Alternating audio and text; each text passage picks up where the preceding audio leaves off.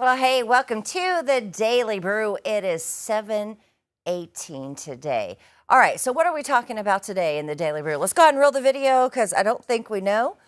Legally Blonde prequel. This is really exciting. I love this movie. I was actually in the musical in high school, so it kind of has like a soft spot what'd you to me. play? I was one of the sorority sisters, one of Okay. her best friends. My name was Margot in the show. Super, super fun. And this prequel, they actually did like a nationwide search to find Elle. So she's an up-and-coming star, never been in anything before. And she looks pretty promising. She kind of has some Reese Witherspoon features, it seems like. This is a great, great movie, and I'm excited to see the show. I kind of feel like the best thing they could do is make anything off of this movie because it was such a hit.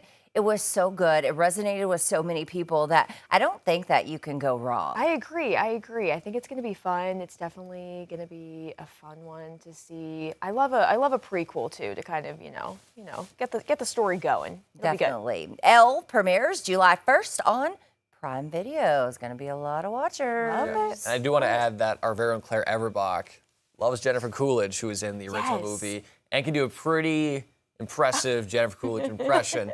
So Claire, she's out, in Poto doing a story right now, but I'm sure she's pretty excited about this as well, because another fellow theater kid as well. Yes, yeah, it's going to be a fun one. Yeah. All right, a lighthearted NHL rivalry spilling off the ice and into restaurants on both sides of the border ahead of a playoff matchup that hasn't happened in nearly 3 decades.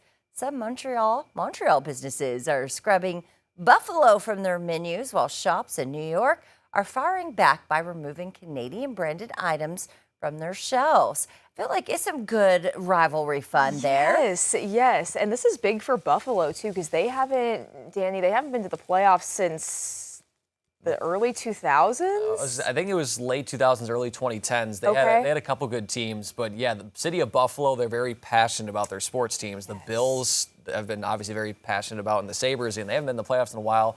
They won the first round, and the Canadians have been pretty snake bit in the playoffs as well. Actually, Canada as a whole, the last Canadian team, I think, to win the Stanley Cup was in the mid-90s, which was the Canadians.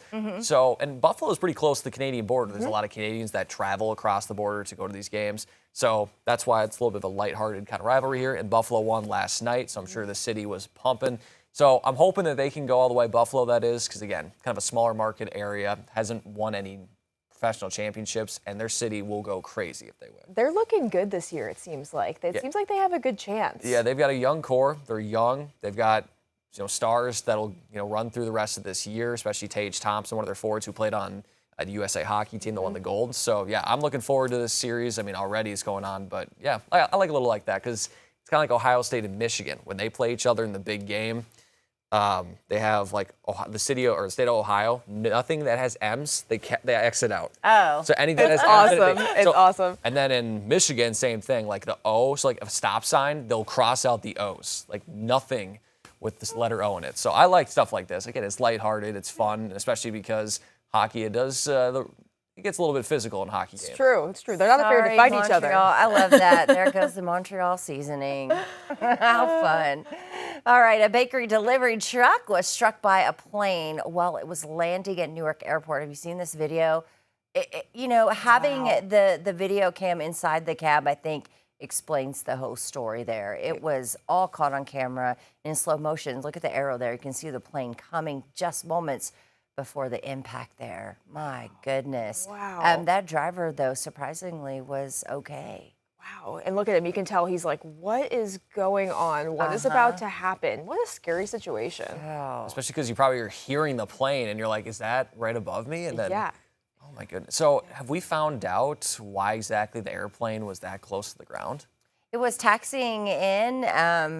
They're still investigating how the collision happened, but sometimes I think you got to do what you got to do, and you're just in the wrong place at the wrong time. Yeah, it's interesting. It's crazy when you see. I feel like we had a story recently where a plane landed on a major highway too. It just happens, they're I great guess. runways in an emergency situation. Yeah. But not when there's a driver on it. No, definitely not. Definitely not. A little bit of a scary situation. I can imagine. I mean, and all the people who were on board the plane as well, they were okay. The pilot, which is absolutely amazing. So best case scenario there. Definitely. All right, 7:23. Stay with us. We'll have more after this.